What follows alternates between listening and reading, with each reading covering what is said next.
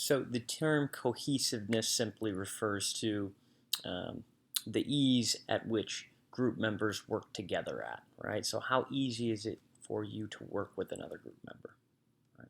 So high-performing groups find it very easy to work with their group members, generally speaking.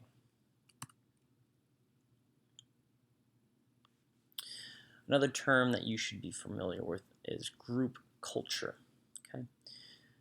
Group culture is a pattern of values, beliefs, norms, and behaviors shared by group members that shape the group identity.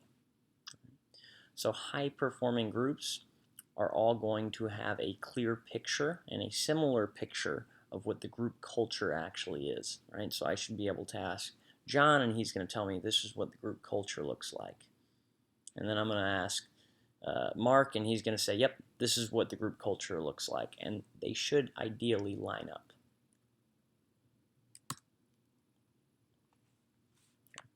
So two types of groups, right? Primary groups and secondary groups. Again, making these very, very simple. Primary groups are groups that you exist in for the relationships within the group. Okay, the sole purpose of you existing in those groups is for the relationships, right? A feeling of inclusion, right? So maybe your family, right? Maybe your friend group, right?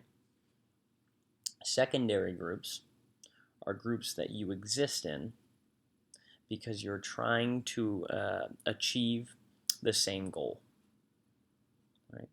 So teams generally are going to be secondary groups, right? So soccer teams, right? Maybe our goal is to win a national championship, right? That's what brings us all together.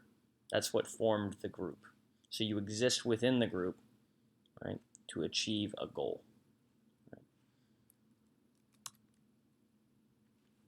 So my group advice for you guys, right, if we do get back onto campus, right, and we are able to give our group presentation at the end of the semester, and my advice to you guys moving forward in your lives in general, okay, my advice to you is lay the foundation of the group while forming. Okay? Learn about each other's strengths and weaknesses. Norm early, right? So set rules and regulations early and have formal norms, right? Write them down, explicitly state them. Let group members know exactly what they're expected to do. So drawing back on an experience I had when I was doing my senior assignment as an undergraduate at Southern Illinois. I generally was the leader of almost every group I was ever a part of, right? This particular group I was not the leader of. There was a guy in the group named Nick Volkening, and this guy was probably the best leader I've ever come across in my entire life. Right? So what I did was I took a step back, said I don't need to be the group leader. I need to fulfill a different role within the group. Okay, that's very, very valuable. All right, so be aware, right? What strokes your ego isn't always what's best for the group. Okay, so assume a role that is the most beneficial to the group. Okay, now what Nick did is he took the group, right, and he made sure we all got to know each other. Asked us questions about what we perceived our strengths to be, what we perceived our weaknesses to be, what motivated us, what made us tick, right? And then, for those of us that knew each other a little bit, right, he would tell me what he thought my strengths and weaknesses were. Right? Now, why is it important to learn about your group members' strengths and weaknesses? Because you're simply trying to maximize their strengths and minimize their weaknesses. And again, you're trying to form a team that has complementary abilities.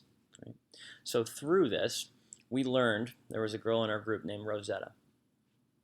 And Rosetta thrived off paperwork, designing, creating, filling out paperwork.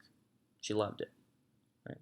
So what we were doing was we would go into a juvenile detention center and put on workshops, right, for the kids in there, basically teaching them how to be a high-performing, high-functioning member of society.